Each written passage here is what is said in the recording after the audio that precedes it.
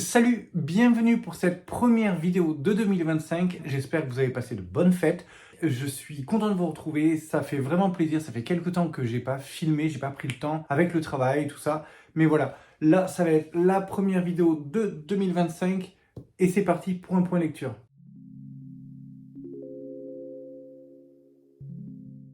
Dans cette vidéo, je vais vous présenter dans le désordre un roman fantastique, deux thrillers dont un historique, une BD feel good et enfin une dystopie politique. Alors certaines de ces lectures, je les ai effectuées il y a quelques mois déjà, d'autres sont récentes, mais comme il y a eu cette grosse période avec le pack, c'est vrai que j'ai pas pris le temps de vous en parler.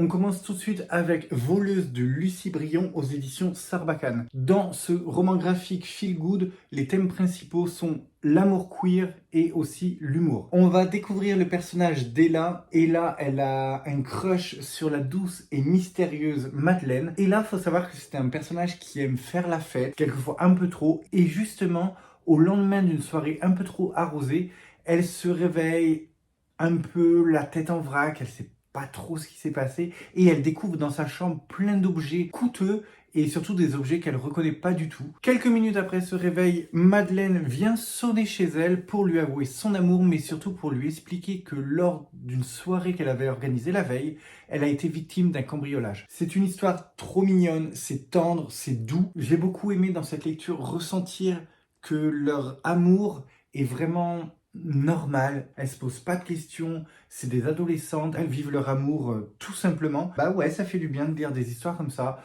où les histoires d'amour gays, lesbiens sont pas caricaturées, sont pas un peu trop gros. Et quelquefois dans les films ou même dans des livres, ça m'est arrivé de rencontrer des couples homo comme ça et je sais pas, ça faisait un peu trop cliché et là pour le coup c'est pas du tout ça ici. C'était tout doux, c'était naturel, enfin franchement ça fait du bien. Ça donne vraiment l'impression que l'autrice ne s'est pas forcée à en faire des personnages lesbiennes, c'est juste comme ça, voilà, c'est naturel et c'est réconfortant de voir de belles histoires d'amour comme celle-là. Bien sûr, comme évoqué dans le résumé, il y a toute une intrigue autour de ces objets que Ella va retrouver chez elle. Elles vont coopérer pour résoudre cette énigme. Dans ce livre, j'ai aussi beaucoup aimé les dessins. Ils peuvent paraître un peu simples, comme ça, au premier abord, mais je trouve qu'ils sont très très efficaces.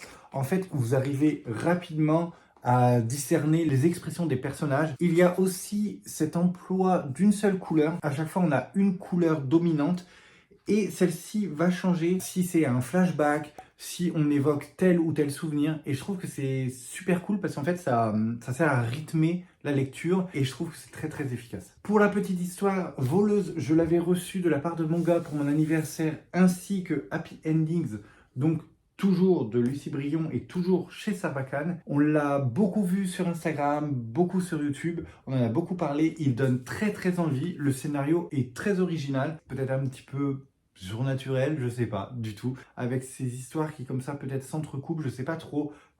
J'essaye de pas trop en savoir avant mes lectures. Comme j'ai reçu les deux en même temps, j'ai préféré commencer par Voleuse vu que c'est le premier qui a été édité.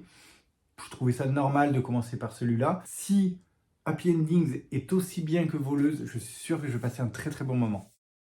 J'ai lu aussi Le portrait de Dorian Gray d'Oscar Wilde aux éditions Folio Classique. Là, on est sur un roman fantastique. C'est le livre que j'ai tiré au sort au mois de novembre pour mon propre défi, le Book Calendar. Défi réussi. Dans ce livre, on va rencontrer le personnage de Dorian Gray. Dorian Gray, c'est un personnage à la beauté fascinante. Il est obsédé par son apparence. Il va faire le vœu étrange de rester éternellement jeune, mais en contrepartie, son propre portrait caché dans sa maison va subir pour lui les marques du temps et de ses actes. C'est un livre que je suis content d'avoir enfin lu. Il est dans ma bibliothèque depuis pas mal de mois. C'est pour ça d'ailleurs que je l'avais mis dans mon book calendar, ce qui me permet de sortir des livres de ma bibliothèque et enfin de les lire. Donc voilà, c'est un classique avec tout ce que j'aime, cette prose, cette écriture, tout ce qui va être détail, tout ce qui va être beauté des lieux, la prestance des personnages. Enfin, vraiment, c'est quelque chose que j'apprécie. Je trouve que ça fait du bien de lire des livres comme ça. C'est un peu plus dur quelquefois parce que les tournures de phrases sont un peu différentes, c'est un peu alambiqué, mais j'adore. Par contre, faut remettre dans le contexte, quelquefois, il y a quand même des expressions, des façons de penser, de parler par rapport aux femmes, ça passe plus. Si on remet dans le contexte, forcément, bon bah on comprend, mais oui, ça fait grincer des dents quand même. Alors, je lis pas énormément de classiques, mais là, il faut bien avouer que le côté fantastique qui va se mêler à cette atmosphère particulière, ça se passe à l'époque victorienne, on a des réceptions, des protocoles, des façons de parler, des façons d'analyser l'art, tout ça, mêlé au côté fantastique, c'était parfait, j'ai vraiment adoré. Pour cette vidéo, je me suis un peu renseigné et j'ai découvert qu'Oscar Wilde écrivait plus des nouvelles, il écrivait aussi des pièces de théâtre. Donc finalement, ça en fait de Dorian Gray son seul et unique héros de roman. C'est dingue parce que pour le premier et le seul roman, franchement, j'ai trouvé génial. Ensuite, j'ai lu V pour Vendetta d'Alan Moore et David Lloyd aux éditions DC Comics, collection Black Label. Pour la lecture de ce comics, il est conseillé d'avoir 15 ans ou plus. Donc dans V pour Vendetta, on est sur une dystopie politique. Ici également, c'est un livre que j'ai pioché pour mon book calendar. Celui-là, c'était pour le défi du mois d'octobre, défi que j'ai réussi. En 1997, l'Angleterre est dirigée par un gouvernement fasciste entre paranoïa et surveillance à outrance. Dans cette dictature, on envoie tous les ennemis de l'État dans des camps et la terreur règne partout. Un homme décide de se lever et de se battre pour défendre la population contre l'oppression. Pour défendre valeur et vérité, V devient le symbole de la vendetta. Je me souvenais presque plus du film, du coup j'ai trouvé ça assez cool de redécouvrir cette histoire, mais pourtant mon avis reste assez mitigé. Alors déjà je pense que le format n'a pas aidé. Ici on est sur le format Urban Comics Nomad. Clairement on voit que c'est beaucoup plus petit et comme m'a expliqué mon libraire, en fait ils ont réduit les planches en fait pour les faire tenir sous ce format là. Du coup ça donne quand même des pages assez dures à lire. Au final on a une typo, en plus, qui est pas la plus simple, mais là, elle est vraiment réduite. Et en plus, celui-là, c'est quand même un comics qui est assez sombre. Voilà. Du coup, le fait que ce soit petit, que la typo soit tassée, que les traits soient un peu larges déjà à la base, les traits du dessin, là, c'était pas super visible. Ce format, pourtant, convient bien à d'autres histoires. La preuve, j'avais lu Nous trois, et là, par exemple, on a des planches qui sont beaucoup plus lisibles. Les dessins sont un peu plus clairs et la typo différente, donc forcément là ça allait mieux. J'ai également été perdu dans une grande partie du scénario. On nous explique le fonctionnement de cet état de dictature. Tout est cloisonné, chaque institution va avoir son propre petit gouvernement. On va avoir par exemple le côté militaire, le côté presse. C'est vraiment tout est bien séparé pour mieux régner certainement, mais du coup ça donne plein de chefs, plein de sous-chefs. J'ai trouvé que c'était pas forcément clair. Du coup les personnages, on n'a pas le temps de trop les connaître. Il va y avoir des histoires internes et en fait j'ai pas eu le temps de comprendre exactement qui était à quelle place. Ça plus le fait que les dessins sont pas forcément très lisibles, j'ai envie de dire. Du coup, je reconnaissais pas forcément les personnages. Ça donnait quelque chose un peu confus. Autant pour le fond de l'histoire, donc c'est V qui essaye de démanteler tout cet état du coup de dictature. Autant on assiste à des jeux politiques en interne du coup par rapport à ces petites institutions. Chacun veut avoir un poste un peu plus important. Donc ça c'est très très intéressant. Mais par contre je trouve qu'il faut vraiment suivre. C'était pas le plus simple à comprendre. Alors oui, j'avoue, j'étais un peu largué lors de cette lecture, mais par contre je trouve ça cool que des artistes, que ce soit sous cette forme-là ou une autre forme, continuent à sensibiliser et à nous prévenir, nous avertir que des menaces telles celles-là peuvent toujours être présentes.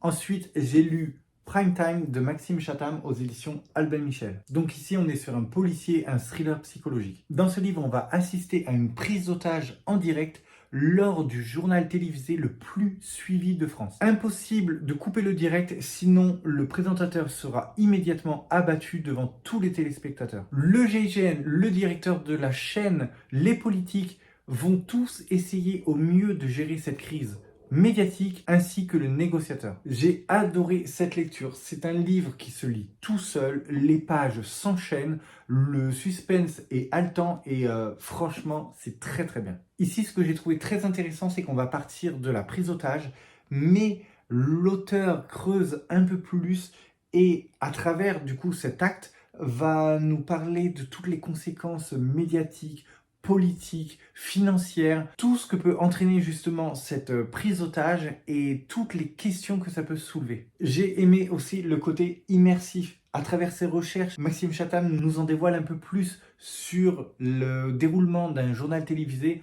Voilà, comment ça se passe en interne, les petites négociations, qui fait quoi, pourquoi, les tensions. J'ai trouvé ça très très immersif. Pareil pour la négociation, on va nous en dévoiler un peu plus sur les techniques, les petites astuces qu'ils ont en interne pour essayer de mener à bien justement ces négociations.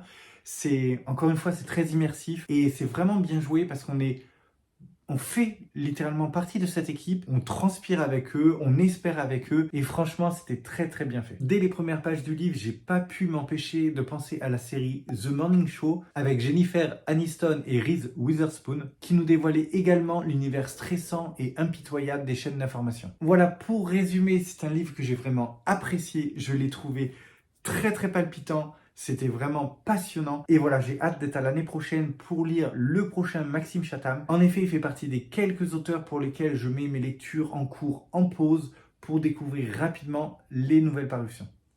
Dernier livre que j'ai lu en 2024, The Corpse Queen d'Heather M. Herman aux éditions Fields. Les thèmes principaux ici sont horreur, enquête, médecine et sciences. Ce livre faisait également partie de mon book calendar, c'était le mois de décembre et celui-là je l'ai également réussi. En 1850, Molly vit dans un orphelinat qui est tenu par des sœurs extrêmement strictes. Un jour, sa meilleure amie va être retrouvée morte et mutilée.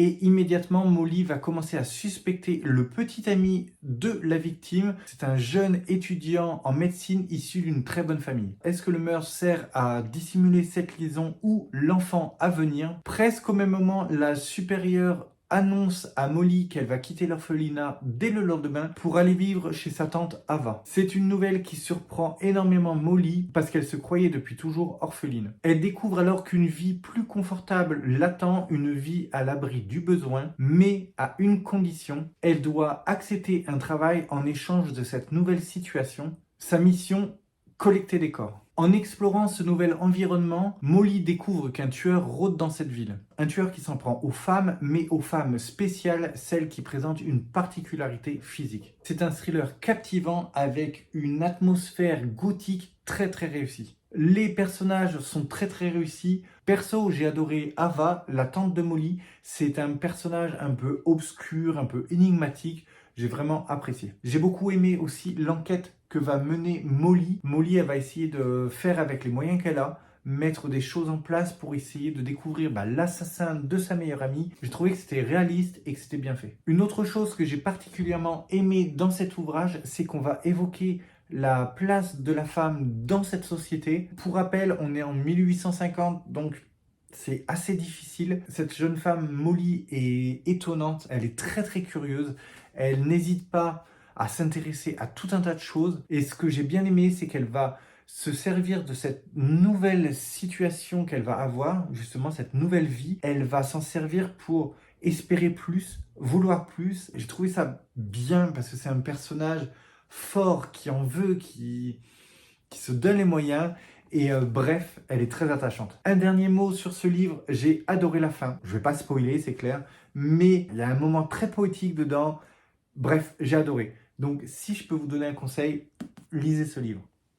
Voilà donc pour ces 5 dernières lectures de 2024. En ce moment, je suis toujours sur ce livre, Jonathan Strange et Monsieur Norrell de Susanna Clarke aux éditions Robert Laffont. Je pensais le terminer avant le début de l'année. J'ai pas réussi. J'en suis pas loin, pourtant, il me reste... quoi? J'en suis à... ouais, il me reste 10%, même pas. C'est pas grave, ce sera le premier que je terminerai en 2025.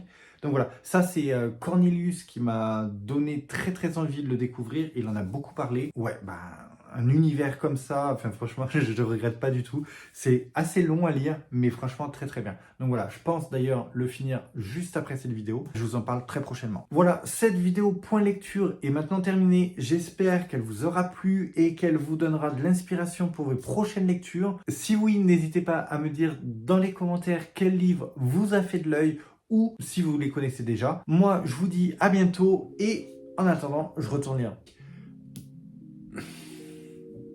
Un comique dystopique politique. Ah ouais, mais là, je vais pas pouvoir. sur la douce et Madeleine.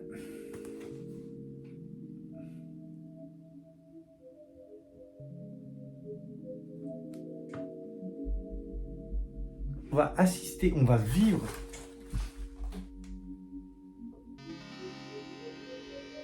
des dessins aux éditions Robert Laffont. Aux éditions Robert.